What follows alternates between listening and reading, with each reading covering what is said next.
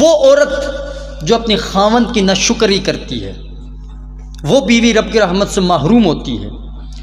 وہ بندہ جو جھوٹی قسمیں کھا کھا کر اپنا سامان بیچتا ہے، وہ رب کی رحمت سے محروم ہوتا ہے۔